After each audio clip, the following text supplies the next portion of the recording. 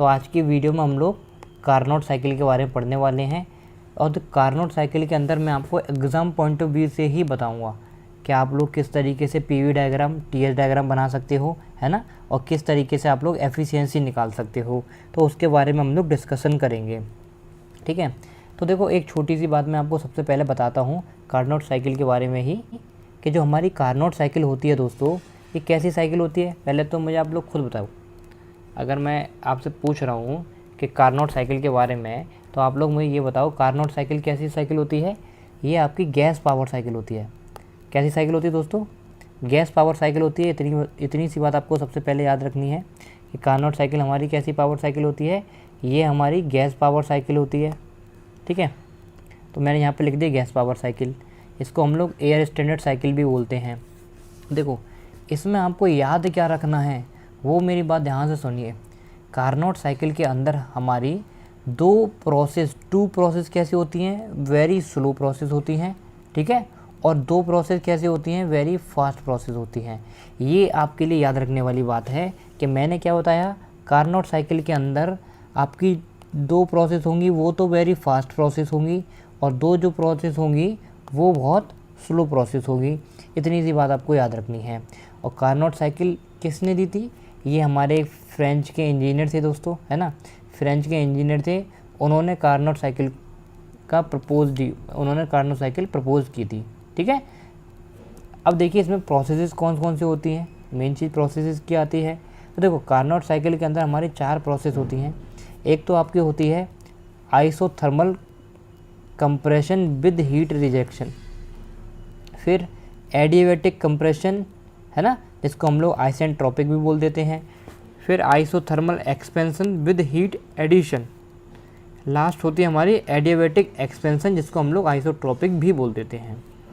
अब एक चीज़ ध्यान से समझिए दोस्तों, एक चीज़ देखो, ये हमारे पास क्या है, ये आप सभी अच्छी तरीके से जानते हैं। ये हमारे पास क्या है, जल्दी से बताओ, हमारे पास क्या है? ये हमारे पास सिलेंडर है, और इसके अंदर हमारी क्या लगी है, ये हमारी पिस्टन लगी हुई है, ठीक है।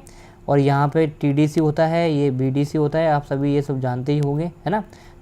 तो इसके आगे हमने क्या लगाई है, ये जो आपकी लगी हुई है दोस्तों, ये है आपकी बॉल, है ना। ये क्या है, बॉल लगी हुई है। ये कैसी बॉल है, ये परफेक्टली इंसुलेटेड बॉल लगी हुई है। इसके आगे आपके सिंक सोर्स है, मैक्सिमम प्रेस टेम्परेचर, और एक आपका सिंक है जिसको मिनिमम टेम्परेचर बोल दिया है ना, T1 और T2। ये हमारा थोड़ा सा डायग्राम हो गया। अब हम बात करते हैं कि जो हमारी जो प्रोसेस है दोस्तों, isothermal compression with heat rejection, है ना, और isothermal expansion with heat addition, ये जो प्रोसेस हैं, इनका किस तरीके से हम लोग पीवी डायग्राम और टीएस डायग्राम बनाते हैं उसको समझिए, क्योंकि आपके एग्ज़ाम में ये डायग्राम आपको बना के आना बहुत ज़्यादा ज़रूरी है दोस्तों। तो देखिए, अगर मैं बात करूं आपकी पीवी डायग्राम की, तो ध्यान से समझिए।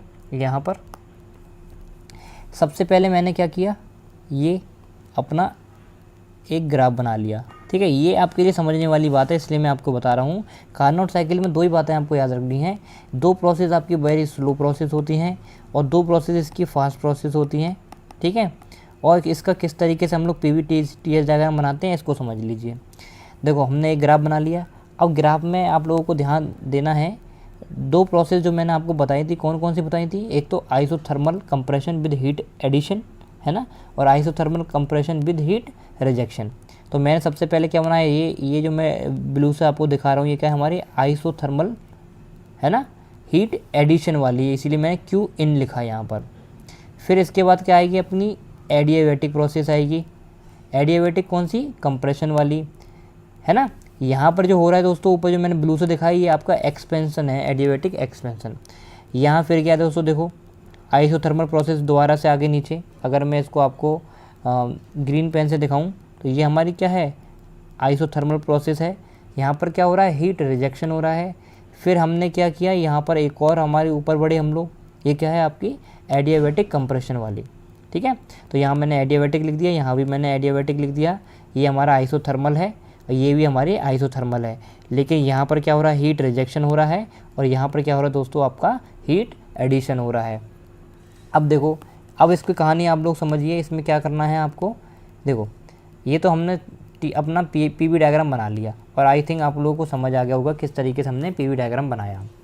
अगर मैं टीएस डायग्राम के बारे में बात करूं कि भाई टीएस डायग्राम किस तरीके से बनाएंगे, तो देखो टीएस डायग्राम में कोई बड़ी बात नहीं है। टीएस डायग्राम भी आप लोग देख सकते हो।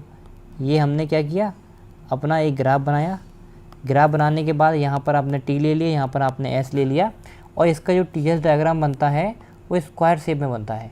लो हमने बना दिया, है ना। 1 2 3 4 इस तरीके से हमने इसकी नंबरिंग दे दी।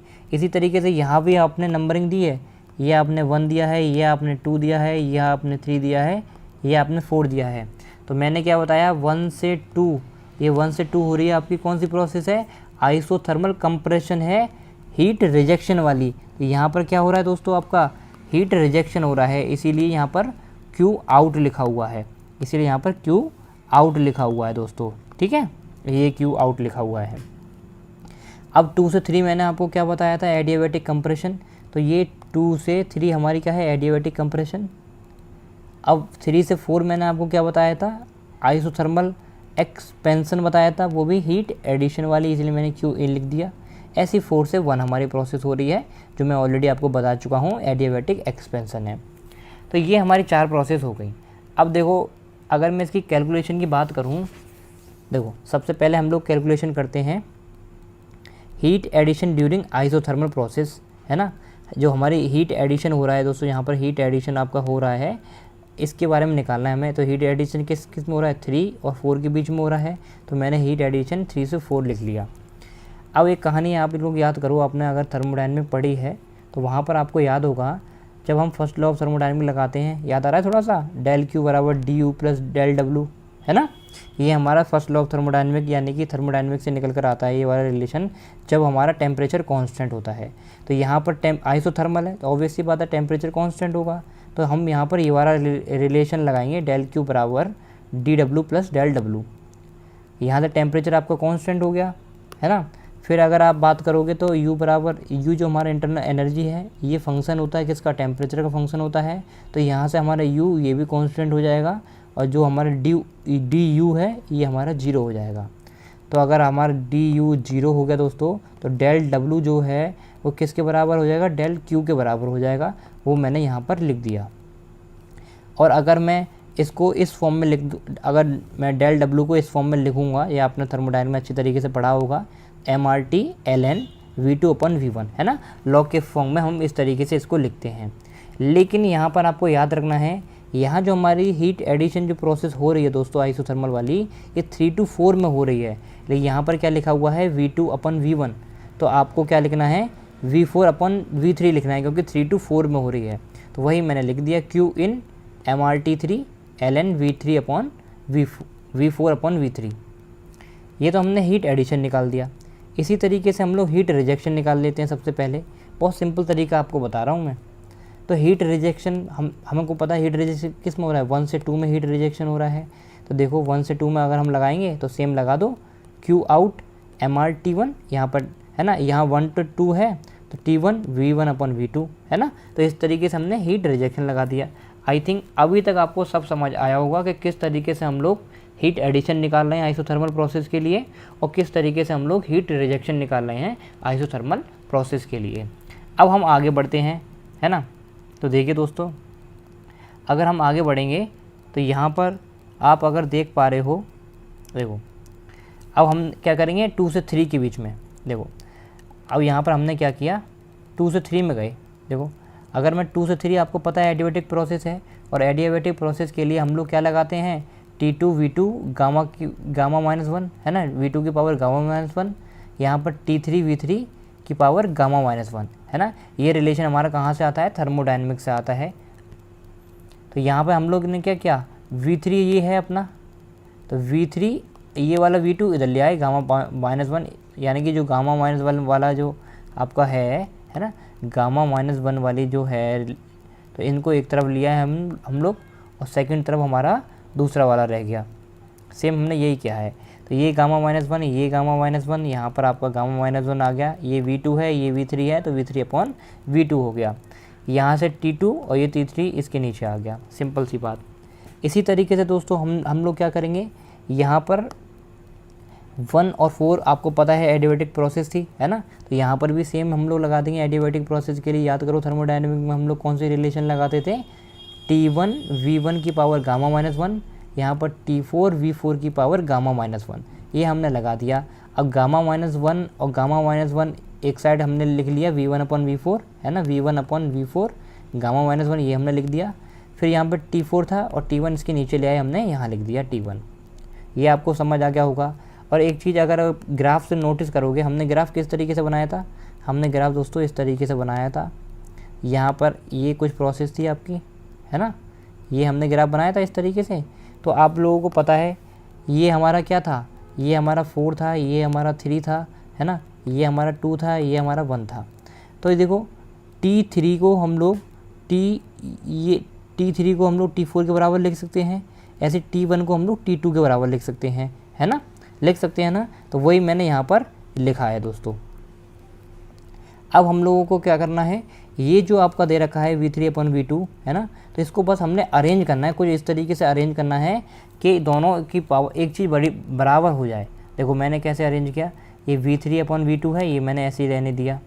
यहाँ पर आपका T2 था और यहाँ पर आपका T3 था, तो T3 की जगह क्या लिख सकता हूँ, T3 की जगह मैं क्या लिख सकता हूँ, T4। तो मैंने T3 की जगह T4 लिख दिया, ठीक है। यहाँ जो T2 था इसकी जगह मैं क्या लिख सकता हूँ, T1, तो मैंने T1 लिख दिया। कुछ नहीं किया, ये T2 की जगह मैंने क्या लिख दिया, T2 की जगह मैंने T1 लिख दिया, और T3 की जगह मैंने क्या लिख दिया, T3 की जगह मैंने T4 लिख दिया। तो ये T1/T4 हो गया। इसी तरीके से यहाँ पर T1/T4 था अपना, तो T1/T4 तो है ही हमारा यहाँ पर, है ना। यहाँ पर जो T1/T4 था दोस्तों, वो T1/T4 तो यहाँ पर है ही, लेकिन ये जो एक्सप्रेशन है V4/V1 मैंने उल्टा कर दिया, ठीक है, क्योंकि यहाँ पर T4/T1 था और मेरे को चाहिए यहाँ पर T1/T4, तो मैंने बस उल्टा कर दिया, ये हमारा निकल कर आ जाएगा। तो यहाँ से आप लोग साफ साफ देख पा रहे हो T1/T4 के बराबर V3/V2 है, ऐसी T1/T4 के बराबर V4/V1 है ना। तो ये दोनों आपस में बराबर हो जाएंगे, ये दोनों आपस में बराबर हो जाएंगे। तो V3/V2 बराबर V4/V1, और इसको हम लोग अरेंज कर लेंगे तो V1/V2 और V4/V3 हो जाएगा। कुछ नहीं, ये इस V3 को इसके नीचे ले गया हूँ मैं, है ना, और V1 को इसके ऊपर ले गया हूँ। ये सेम मैंने यहाँ पे लिख लिया। अच्छा, मैंने ये क्यों किया, ये मैंने इसलिए किया, जब अभी आप एफिशिएंसी निकालोगे ना, उसमें आपको ज़रूरत पड़ेगी। तो मैं यहाँ पर एक साथ दिखा नहीं सकता था, इसीलिए मैंने आपको अभी करके दिखा दिया। अब लो इसकी एफिशिएंसी निकाल लो कि भाई किस तरीके से आप लोग एफिशिएंसी निकालोगे। लो एफिशिएंसी निकालो फटाफट से। देखो एफिशिएंसी क्या होती है, WQ इन बराबर Q input minus Q output अपन Q इनपुट, ये आप सभी जानते हैं।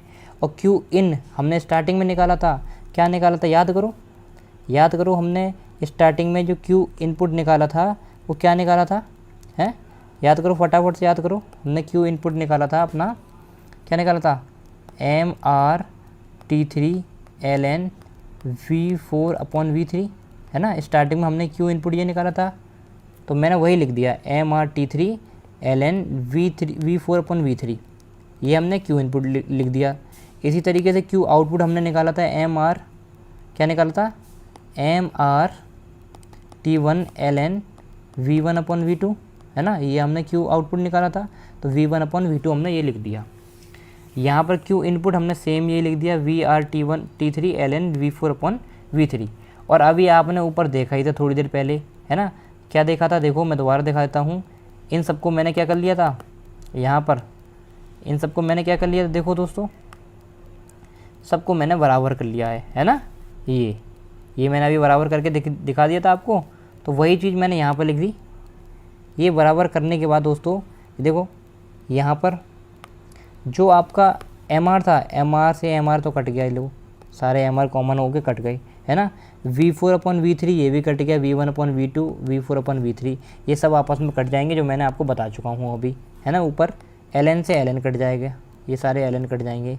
रह क्या गया आपका, ये आपका एक T3 रह गया, ये आपका T1 रह गया, और यहाँ आपका T3 रह गया, ठीक है। तो एफिशिएंसी क्या निकल गया, T3 - T1/T3।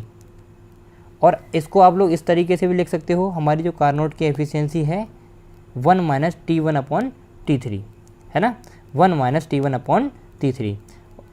और कभी कभी आपको पता है जो आपने ग्राफ बनाया था तो T1 अपना क्या था, मिनिमम था, और T3 आपका क्या था, मैक्सिमम था। तो ये कार्नोट साइकिल की एफिशिएंसी निकल कर आती है 1 minus T minimum upon T maximum. तो दोस्तों ये इस तरीके से आपकी कार्नोट थ्योरम ख़त्म होती है, यानी कि कार्नोट साइकिल हमारी ख़त्म होती है, जिसको हम लोग गैस पावर साइकिल भी बोलते हैं, है ना, या फिर एयर स्टैंडर्ड साइकिल भी बोलते हैं। सबसे पहले मैं आपको रैंकाइन साइकिल के बारे में बताऊंगा, है ना, कि रैंकाइन साइकिल क्या होती है और इसके डायग्राम किस तरीके से हम लोग बनाते हैं, PV diagram, TS diagram, HS diagram, है ना, और इसका जो डायग्राम हम लोग बनाते हैं इसके इफ़ेक्ट क्या होते हैं, किस तरीके से हम लोग एफिशिएंसी निकालते हैं और किस तरीके से हम लोग वर्क वगैरह निकालते हैं। तो इन सब के बारे में हम लोग डिस्कशन करेंगे। तो याद रखना ये वीडियो आप सभी के लिए बहुत ज़्यादा इंपॉर्टेंट होने वाली है, और अगर आपने लास्ट वीडियो नहीं देखी है तो प्लीज़ पहले उस वीडियो को देखिए। तो देखिए, अगर मैं रैंकाइन साइकिल के बारे में बात करूं तो देखो, आपको जो याद रखना है, सबसे ज़्यादा याद रखना है, वो यही याद रखना है। देखो, आप सभी ऑलरेडी जानते होंगे रैंकाइन साइकिल के बारे में थोड़ा बहुत, कि जो रैंकाइन साइकिल है अपनी, वो वेपर पावर साइकिल है। कैसी साइकिल है, वेपर पावर साइकिल है, ठीक है। जो मैं कह रहा हूँ वो आप सभी को पता है कि रैंकाइन साइकिल अपनी कैसी है, वेपर पावर साइकिल के अंदर आती है, ठीक है। और वेपर पावर साइकिल में क्या होता है, जो हमारा वाटर होता है उसको हम लोग स्टीम में कन्वर्ट करते हैं, यानी कि सुपर हीटेड स्टीम में कन्वर्ट करते हैं, ठीक है। और स्टीम में कन्वर्ट करने के बाद उसको हम लोग क्या करते हैं, टरबाइन पर फेंकते हैं। तो टरबाइन पे फेंकते हैं तो टरबाइन रोटेट करती है, और टरबाइन जब रोटेट करती है इस तरीके से हमको इलेक्ट्रिसिटी या फिर जो हम मैकेनिकल वर्क करना चाहते हैं वो हमें मिल जाता है। तो ये वेपर पावर साइकिल का काम होता है। तो इसी के अंदर हमारी रैंकाइन साइकिल आती है। अब देखो, रैंकाइन साइकिल की अगर मैं बात करूं दोस्तों, तो आपको 4 चीज़ें, देखो बड़े ध्यान से समझिए, 4 चीज़ें आपको बहुत याद रखनी है। सबसे पहले आपको बॉयलर्स के बारे में पता होना चाहिए कि भाई बॉयलर क्या होता है, पहली बात। सेकंड, आपको टरबाइन क्या होता है इसके बारे में पता होना चाहिए, ये क्या काम करता है। फिर कंडेंसर का क्या रोल है रैंकाइन साइकिल के अंदर, फिर पंप का क्या रोल है। तो ये चारों चीज़ आपको पता होनी चाहिए, और ये चारों चीज़ आपको एक बार पता हो गई तो जो भी ग्राफ बनते हैं, है ना, उनको बहुत ईजिली बना पाओगे। तो इन चारों चीज़ों के बारे में मैंने थोड़ा बहुत आपके लिए लिखा हुआ है। तो देखिए, अगर मैं बॉयलर की बात करूं दोस्तों, किसकी बात करूं, अगर मैं बॉयलर की बात करूं तो देखो यहाँ पर ध्यान रखो, विच absorb heat and convert water into saturated steam. यानी कि बॉयलर का काम क्या होता है दोस्तों, हीट को एब्जॉर्ब करना और जो हमारे पास वाटर है उसको सैचुरेटेड स्टीम और सुपर हीटेड स्टीम में कन्वर्ट करता है। ये काम किसका हो गया, हमारा बॉयलर का काम हो गया। अगर मैं टरबाइन की बात करूं तो टरबाइन क्या करती है, हीट को यूटिलाइज़ करती है ना, utilise the heat of steam and convert into mechanical energy, और उसको कन्वर्ट किस में करती है, मैकेनिकल एनर्जी में कन्वर्ट करती है, जिसको हम लोग सॉफ्ट पावर भी बोल देते हैं, ठीक है। फिर अगर मैं कंडेंसर की बात करूं तो कंडेंसर में देखो होता क्या है, यहाँ पर कंडेंसर में बताया गया है विच रिजेक्ट हीट फ्रॉम स्टीम, जो स्टीम से हीट को रिजेक्ट करता है, and convert into saturated water, और उसको किस में कन्वर्ट करता है, सैचुरेटेड वाटर में कन्वर्ट करता है। देखो बेसिकली इसमें होता क्या है, जो हमारा बॉयलर होता है उसने हमारे जो वाटर है उसको सुपर हीटेड स्टीम में कन्वर्ट कर दिया। जब एक बार सुपर हीटेड स्टीम में कन्वर्ट हो गया हमारा वाटर, तो जो टरबाइन है उसके पास वो क्या करेगा, जो भाई जो हमारी जो हीट, जो स्टीम हमारी बनी हुई है, सुपर हीटेड स्टीम हमारी बनी हुई है, उसको मैकेनिकल एनर्जी में कन्वर्ट कर देगा, यानी कि हमारी जो सॉफ्ट पावर हम लोग जनरेट करना चाहते हैं वो हमारे वहाँ से हो जाएगा। तो एक बार ये काम होने के बाद कंडेंसर का काम क्या होता है, ये हीट को रिजेक्ट करेगा, ठीक है, और कन्वर्ट करेगा सैचुरेटेड वाटर में। कंडेंसर क्या कर देगा, कन्वर्ट कर देगा। उसके बाद हमारा पंप का काम होगा। देखो पंप का काम क्या है, ये बस प्रेशर को बढ़ाता है, ठीक है, which rise the pressure to the boiler. आपको पता है पंप हम लोग क्यों लगाते हैं, नीचे जो हमारा वाटर होता है उसको हम लोग ऊपर लाने के लिए, इसीलिए तो हम लोग पंप लगाते हैं। तो वही काम यहाँ पर भी है पंप का। पंप क्या कर रही है, raise the pressure to the boiler, ठीक है, प्रेशर को बढ़ाती है, बॉयलर तक पहुँचाती है बेसिकली। अब देखो ध्यान रखना है कि भाई इसमें हम लोग डायग्राम किस तरीके से बनाएंगे। तो अगर मैं डायग्राम की दोस्तों बात करूं तो सबसे पहले हम लोगों को देखना पड़ेगा कि देखो कि पीवी डायग्राम हम लोग किस तरीके से इसका बनाते हैं। तो देखो यहाँ पर ध्यान से समझना, पीवी डायग्राम को मैं बहुत अच्छी तरीके से समझाने की कोशिश करता हूँ आपको। देखो अगर मैं पीवी डायग्राम की बात करूँ, अगर मैं पीवी डायग्राम की दोस्तों बात करूँ, ये है हमारे पास पीवी डायग्राम। तो देखो यहाँ हमने क्या बनाया, अपना इस तरीके से ग्राफ बनाया, और ये डायग्राम आप सभी के लिए बहुत ज़्यादा इंपॉर्टेंट है, तो इसीलिए बड़े ध्यान से समझिए। देखो अगर मैं पीवी डायग्राम की बात कर रहा हूँ, एक काम करो, पीवी डायग्राम से बढ़िया सबसे पहले आप लोग टीएस डायग्राम समझिए, तो पीवी डायग्राम आपको बहुत ईजीली समझ आ जाएगा। तो सबसे पहले हम लोग टीएस डायग्राम को समझते हैं। तो देखो यहाँ है हमारे पास टीएस डायग्राम, अब आएगा आपको मज़ा, अब आपको समझने में अच्छा भी लगेगा। देखो तो अगर मैं टीएस डायग्राम की दोस्तों बात करूँ, तो यहाँ पर हमारे पास क्या है, ये है हमारे पास टीएस डायग्राम। हमने क्या बनाया, इस तरफ हमने टेम्परेचर ले लिया और इस तरफ हमने क्या ले लिया, एस यानी कि एंट्रोपी ले ली। अब हमने ये लेने के बाद आप सभी को पता है, आपने थर्मोडायनेमिक के अंदर वो पढ़े होंगे, क्या बोलते हैं उसको, फेस चेंज, है ना, फेस चेंज पढ़े होंगे। तो आपको पता है जब टीएस डायग्राम हम लोग ड्रॉ करते थे तो उसका जो डोम होता था, है ना, कुछ इस तरीके से डोम होता था, यानी कि कुछ इस तरीके से हमारा बनता है टीएस डायग्राम के लिए। ठीक है, अब यहाँ पर सबसे पहले आपको उसमें एक बात और पता होगी कि हम लोग क्या करते थे, ये जो हमारी लाइन है ना, इस तरीके से जो मैं आपको दिखा रहा हूँ येलो से, ये जो हमारी लाइन है, ये हमारी कौन सी लाइन होती थी, ये हमारी प्रेशर लाइन होती थी। कौन सी लाइन होती थी, प्रेशर लाइन होती थी। मैं दोबारा रिपीट कर रहा हूँ दोस्तों, हम लोग टीएस डायग्राम बना रहे हैं, और टीएस डायग्राम का याद रखना है आपको, जो डोम होता है, जो मैंने रेड से आपको डिनोट किया है, इस तरीके का डोम होता है। और यहाँ पर हम लोग जो येलो से मैंने आपको शो करके दिखाया है, ये हमारा क्या है, प्रेशर लाइन होती है। ठीक है, और आप सभी को पता है जो इस साइड का एरिया होता है, यानी कि ये वाली जो लाइन होती है, इसको हम लोग क्या बोलते हैं, सैचुरेटेड लिक्विड लाइन बोलते हैं। और इस साइड की जो लाइन होती है, इसको हम लोग क्या बोलते हैं, सैचुरेटेड वेपर लाइन होती है। ठीक है, जिसको हम लोग सुपर हीटेड रीजन भी बोल देते हैं। और इस वाले रीजन को हम लोग क्या बोलते हैं, ये वाले रीजन को क्या बोलते हैं हम लोग, सब कूलिंग रीजन बोलते हैं। ठीक है, और जो बीच में जो रह जाता है, इसको हम लोग क्या बोलते हैं, वेट रीजन बोलते हैं। तो तीन चीज़ें तो आप सभी को ऑलरेडी पता होंगी। अब मैं यहाँ पर क्या कह रहा हूँ कि हमने क्या किया, सबसे पहले हमने ये रेड से, है ना, सबसे पहले हमने दोस्तों क्या किया, एक हमने डोम बनाया। डोम बनाने के बाद हमने येलो लाइन से क्या कर दिया दोस्तों, येलो लाइन से हमने डिनोट कर दिया कि भाई हमारी प्रेशर लाइन ये कुछ है। और ये जो प्रेशर लाइन है, यही हमारा क्या है, बॉयलर, यानी कि बॉयलर का काम यही है। ठीक है, तो बॉयलर हमारा ये कुछ इस तरीके से बॉयलर का हमारा ग्राफ शो हो रहा है। अब इसके बाद दोस्तों आपको याद रखना है, बॉयलर के बाद जब बॉयलर हमारा जब काम हो जाएगा, तो जैसे ही हम सैचुरेटेड वेपर लाइन में बोलेंगे, तो मैंने आपको बॉयलर में क्या बताया था, जो हीट को एब्जॉर्ब करता है ना, और वाटर को कन्वर्ट करता है किस में, सैचुरेटेड स्टीम में और सुपर हीटेड स्टीम में। तो यहाँ ये जो पॉइंट आपको दिखाई दे रहा है, ये वाला पॉइंट दोस्तों मैं ब्लू से सुनाता हूँ, ये जो आपको पॉइंट दिखाई दे रहा है दोस्तों, ये हमारा क्या है, सैचुरेटेड है ना, सैचुरेटेड स्टीम वाला। तो बॉयलर हमारा यहाँ गया, तो सैचुरेटेड स्टीम पॉइंट पे पहुँचा, है ना। जैसे ही हम सैचुरेटेड स्टीम पॉइंट पे पहुँचेंगे, तो यहाँ पर ये जो आगे काम हो रहा है दोस्तों, ये जो मैं दिखा रहा हूँ आपको, ये क्या है, अपना टरबाइन हो गया। तो यहाँ से बॉयलर का वाटर आया, है ना, वो स्टीम में बना, तो यहाँ से क्या हुआ, फिर टरबाइन में गया, टरबाइन नीचे आया, है ना। टरबाइन में आते ही दोस्तों फिर हमारा कहाँ जाएगा, कंडेंसर के अंदर जाएगा। ठीक है, टरबाइन का वर्क मैं ऑलरेडी आपको बता चुका हूँ। टरबाइन क्या करता है, हीट को एब्जॉर्ब करेगा, यूटिलाइज़ करेगा, है ना, स्टीम को, और कन्वर्ट करेगा मैकेनिकल एनर्जी में। जैसे ही कन्वर्ट करेगा, फिर कंडेंसर में भेज दिया जाएगा, है ना। कंडेंसर में जाने के बाद यहाँ पर हमारे पास क्या पहुँचेगा, लिक्विड पहुँचेगा। क्योंकि कंडेंसर का काम क्या था, हीट को रिजेक्ट कर देगा स्टीम से और सैचुरेटेड वाटर में कन्वर्ट कर देगा। तो यहाँ पर वाटर आ गया, सैचुरेटेड वाटर। ठीक है, बेसिकली बॉयलर में क्या हुआ, इस बॉयलर में वाटर था, है ना, स्टीम में कन्वर्ट हुआ, स्टीम से फिर यहाँ पर टरबाइन में आया, टरबाइन में होने के बाद कंडेंसर के अंदर गया। जैसे ही कंडेंसर के अंदर पहुँचा, तो यहाँ पर क्या होगा, सैचुरेटेड वाटर, और सैचुरेटेड वाटर को दोबारा से क्या किया गया दोस्तों, पंप के थ्रू ऊपर खींच लिया गया।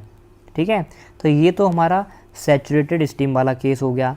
और इसी को हम लोग दोबारा डायग्राम बनाएंगे। तो मैंने आपको एक ही डायग्राम में मैं आपको दिखा देता हूँ, ये हमने दोबारा डायग्राम हम लोग बनाएंगे। ये तो हमारा सैचुरेटेड स्टीम वाला केस हो गया, है ना, सैचुरेटेड वाटर वाला केस हो गया। अब अगर मैं यहाँ से सुपर हीटेड कर दूँ, है ना, स्टीम को, क्योंकि तो यहाँ पर आपको पता है थोड़ा बहुत मॉइस्चर भी रह जाता है वाटर का, स्टीम में पूरा कन्वर्ट नहीं होता। तो हमने क्या किया, सुपर हीट करा। जब हम सुपर हीट करेंगे तो थोड़ा सा ऊपर निकल जाएगा हमारा ग्राफ। जैसे ऊपर निकलेगा तो वहाँ से फिर हम लोग फिर वही टरबाइन में भेजेंगे इसको, है ना। टरबाइन में भेजने के बाद यहाँ से ये काम हो जाएगा, इस तरीके से फिर कंडेंसर में जाएगा और फिर पंप के थ्रू ऊपर खींच लिया जाएगा। तो ये सिंपल सा डायग्राम होता है हमारा TS डायग्राम। यहाँ पर आप लोगों को देख पा रहे हो, तो यहाँ पर देखो, आप लोग अगर देख पा रहे हो तो देखो यहाँ पर ये हमारे पास 1 है ना, ये 2 है, ये हमारे पास 3 है, ये हमारे पास 4 है। तो यहाँ पर मैंने लिखा है 1 2 3 4, है ना, 1 2 3 4। ये हमारी क्या है, Rankine cycle with saturated vapour, ठीक है। और अगर मैं बात करूँ 1 डैश, यहाँ पर क्या है दोस्तों, देखो 1 डैश 2 डैश, तो 1 डैश 2 डैश फिर 3 और 4, तो 1 डैश 2 डैश 3 और 4, ये क्या है, हमारी Rankine cycle with super heated vapour. तो आपको एग्ज़ाम के अंदर कोई एक साइकिल बनानी है ना। ये मैंने एक ही डायग्राम में आपको दोनों साइकिल बना के दिखा दी है। या तो आप सैचुरेटेड वेपर वाली साइकिल बनाना, यानी कि ये यहाँ से जो आता है वो, ठीक है, या फिर आप लोग सुपर हीटेड वाली साइकिल बनाना। तो एग्ज़ाम में दोनों में से एक साइकिल बनानी है, ये बात आपको याद रखनी है।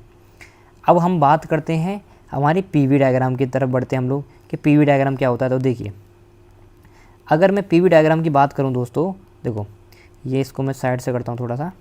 तो अगर मैं PV डायग्राम की बात करूं तो देखो यहाँ हमने क्या किया, ये हमने PV डायग्राम बनाया, है ना। अब यहाँ पर देख पा रहे हो, जब हम PV डायग्राम ड्रॉ करते हैं तो आप सभी को पता है इसका जो डोम होता है दोस्तों कुछ इस तरीके से होता है ना, इस तरीके से डोम होता है। इस डोम को बनाने में आपको याद रखना है, ये जो थोड़ा सा पार्ट होता है ना, ये प्रेशर की तरफ थोड़ा ऊपर होता है और फिर वॉल्यूम की तरफ थोड़ा सा इस तरीके से होता है ना। ये हमने बनाया PV डायग्राम। अब यहाँ पर वही काम कि भाई जो हमारा प्रेशर है, ठीक है, जो बॉयलर का काम है वो 4 से लेके इस तरीके से हमारा सीधा जाएगा, है ना। जैसे ही हमारा सीधा जाएगा, यहाँ पर देखो आप लोगों को दिखाई दे रहा है, देखो आप लोगों को दिखाई दे रहा हो, तो मैंने क्या किया, यहाँ से 4 एक पॉइंट से स्टार्ट किया, 4 पॉइंट से स्टार्ट किया, यहाँ से स्टार्ट करके कुछ इस तरीके से हमने बॉयलर को वर्क कराया। तो सेम यहाँ पर जैसे ही पहुँचेगा, इस लाइन पर जैसे ही पहुँचेगा दोस्तों, तो कैसी लाइन होगी, ये सैचुरेटेड वेपर वाली लाइन होगी, है ना। और फिर क्या होगा, जैसे ही सैचुरेटेड वेपर वाली लाइन में पहुँचेगा तो यहाँ से नीचे आपका क्या आ जाएगा, टरबाइन में आ जाएगा, है ना। टरबाइन का वर्क आ गया। टरबाइन में आते ही फिर मैंने क्या बताया था आपको, कंडेंसर में जाएगा, ये कंडेंसर में चला गया। कंडेंसर में जाने के बाद यहाँ पर सैचुरेटेड हमारा क्या वाटर हो जाएगा, तो यहाँ से पंप के थ्रू ऊपर खींच लिया जाएगा। ये हमारा PV डायग्राम में ग्राफ बनता है, ठीक है। तो यहाँ पर आपको पता है बॉयलर क्या कर रहा है, हमारी हीट को इन कर रहा है, जबकि जो कंडेंसर है वो क्या कर रहा है, हीट को रिजेक्ट कर रहा है, इसलिए मैंने Q आउट लिख दिया। और ये जो पॉइंट है ये हमारा क्या है, टरबाइन का, तो हमने टरबाइन लिख दिया WT। और इसी तरीके से ये जो लाइन है हमारी क्या है, पंप की है, तो हमने WP लिख दिया, ठीक है। अब यहाँ पर आपको याद रखना है, ये तो हमारी पहली बात हो गई कि भाई अगर मैं सैचुरेटेड की बात करूँ तो ये हमारी सैचुरेटेड की बात हो गई, ठीक है। तो अगर मैं इसी को हम सुपर हीट कर दें, है ना, जो हमारा वेपर है अगर इसको हम लोग सुपर हीट कर दें, हमने सुपर हीट किया तो कुछ आगे तक हमारा पॉइंट पहुँचेगा। जैसे ही आगे तक पहुँचेगा फिर हमने क्या किया, देखो 4 से 1 पे गए हम लोग सुपर हीट तक, यानी कि थोड़ा सा आगे गए, है ना। आगे जाने के बाद हमने फिर वही टरबाइन वर्क हमारा नीचे आया, फिर यहाँ से फिर से कंडेंसर में गए, कंडेंसर में जाने के बाद पंप के थ्रू ऊपर खींच लिया गया, ठीक है। तो यही सेम PV डायग्राम में बना। तो डिफरेंस क्या हो गया, यहाँ पर इस तरीके से ग्राफ बना था और यहाँ पर इस तरीके से हमने ग्राफ बनाया। अगेन मैं एक ही बात बोल रहा हूँ आपको, अगर आपको एग्ज़ाम में बनाना है तो या तो आप लोग सुपर हीटेड वाला बनाएंगे या फिर आप लोग वेपर वाला बनाएंगे, सैचुरेटेड वेपर वाला। और जनरली जो सबसे ज़्यादा बनाया जाता है और जो एग्ज़ाम में पूछा जाता है वो सुपर हीट वाला ही बनाया जाता है। क्यों बनाया जाता है, क्योंकि आप सभी को पता है हम लोग चाहते हैं कि भाई हमारे पास जो बॉयलर है या फिर जो भी जिसमें भी हम लोग काम करना चाह रहे हैं वहाँ पर सैचुरेटेड नहीं सुपर हीटेड स्टीम पहुँचे, है ना, वहाँ पर मॉइस्चर ज़्यादा प्रेजेंट हो ही ना। तो इसीलिए हम लोग सैचुरेटेड हीटिंग वाली लाइन बनाते हैं, सुपर हीटेड वाली लाइन बनाते हैं। तो वो बात आपको याद रखनी है। अब हम इसी का क्या करते हैं, HS डायग्राम को और देख लेते हैं। तो अगर मैं दोस्तों HS डायग्राम की बात करूं तो देखिए, अगर मैं HS डायग्राम की बात करूं तो हमारे पास कहाँ है एच एस डायग्राम, एक मिनट रुक जाओ, ये है हमारे पास। देखो दोस्तों, देखो एच एस डायग्राम, तो यहाँ पर आप सभी को पता है, ये देखो एच एस डायग्राम की बात कर रहा हूँ। तो देखो यहाँ ये हमने लिया, ये हमने ग्राफ बनाया इस तरीके से, ठीक है। यहाँ हमारी एंथैल्पी यानी कि एच और यहाँ पर एंट्रोपी यानी कि एस। तो आप सभी को पता है एच एस डायग्राम का जो हमारा डोम बनता है वो इस तरीके से हमारा डोम बनता है। ये मैंने एच एस डायग्राम का डोम बना लिया, ठीक है। अब इस ग्राफ को दोस्तों और ज़्यादा अच्छी तरीके से समझिए, क्योंकि देखो पूरी रैंकिंग साइकिल आपको अच्छी तरीके से पढ़नी है, तो ये 3 ग्राफ आपके लिए बहुत ज़्यादा ज़रूरी है। आपके क्वेश्चन आता है रैंकिंग साइकिल के ऊपर, तो आप अगर 3 डायग्राम अच्छी तरीके से बनाकर आते हो ना, तो भी आपको नंबर मिलने के चांसेस हैं, ठीक है। तो टीचर को लगेगा कि हाँ भाई रैंकिंग साइकिल बच्चे को आती है, अगर उसने ग्राफ ढंग से बनाए हैं तो मैं क्या कह रहा हूँ, एच एस डायग्राम का हम बना रहे हैं। तो एच एस डायग्राम का डोम कुछ इस तरीके से होता है, और जैसे ही हमने डोम बनाया तो आपको पता है 4 ही हमारे काम हैं, क्या, हमारा बॉयलर, टरबाइन, कंडेंसर और पंप। तो हमने एक कोई पॉइंट से स्टार्ट किया, मानो को 4 पॉइंट से स्टार्ट किया। 4 पॉइंट से स्टार्ट करने के बाद हमने क्या किया, इस तरीके से हमने लाइन बनाई, ठीक है। ये हमारी क्या है, प्रेशर कांस्टेंट वाली लाइन है, मैंने बताया प्रेशर लाइन होती हैं। अब प्रेशर कांस्टेंट वाली लाइन है हमारी, तो हमने P1 कांस्टेंट लिख दिया। इसी तरीके से हमारी ये वाली सेकंड वाली लाइन है दोस्तों, इस तरीके से बनती है, ठीक है। तो हमने P2 कांस्टेंट ले लिया। आपको याद रखना है जो हम लाइन बना रहे हैं ना, देखो इसकी जो लाइन बनती है वो आपको याद रखना है कि इस तरीके से जाती हैं, इस तरीके से जाती हैं, यानी यहाँ तो नैरो होती हैं और इस साइड थोड़ी वाइड होती हैं, इतना आपको याद रखना है। तो मैंने 4 पॉइंट से स्टार्ट किया, 4 पॉइंट से स्टार्ट करके 1 पॉइंट तक पहुंचा। तो 1 पॉइंट तक जैसे ही हम लोग पहुंचेंगे तो टरबाइन का वर्क हम लोग फिर करेंगे, बिल्कुल स्ट्रेट नीचे आ जाएंगे, ठीक है। ये सैचुरेटेड वेपर वाली कंडीशन बता रहा हूँ आपको। अगर आप सुपर हीटेड वाली कंडीशन जानना चाहते हो तो भाई थोड़ा सा ऊपर कर दो, यहाँ से हम टरबाइन में नीचे आ जाएंगे, कोई दिक्कत वाली बात नहीं है। अब तो आप लोग जान गए होंगे, ठीक है।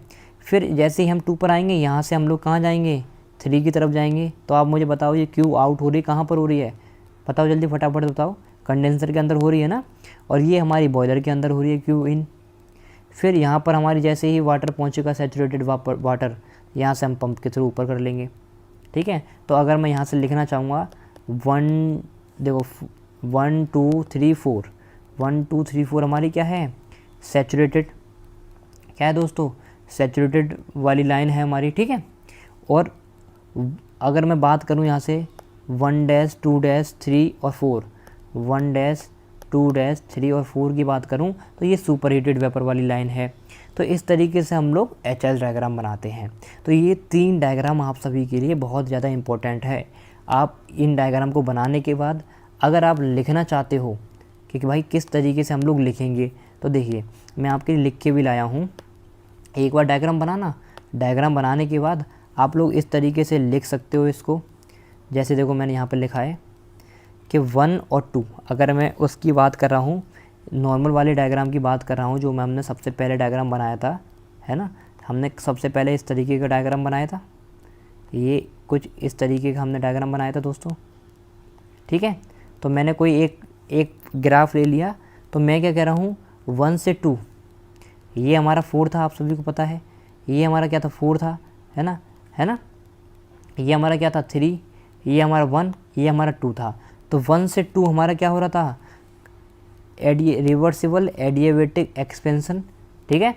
1 से 2 हमारा क्या हो रहा है, रिवर्सिबल एडियाबेटिक एक्सपेंशन।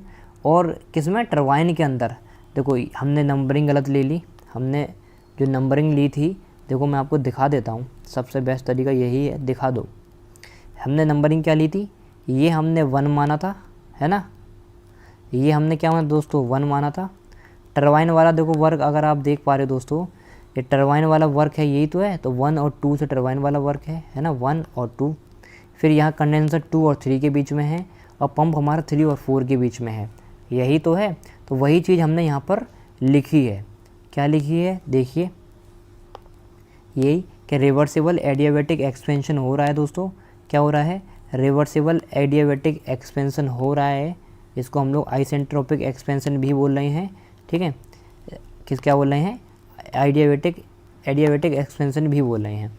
अब यहाँ पर इसको हम लोग 1 डैश 2 डैश भी लिख सकते हैं, ठीक है। कोई भी एक लाइन लिखनी है, कोई दिक्कत वाली बात नहीं है।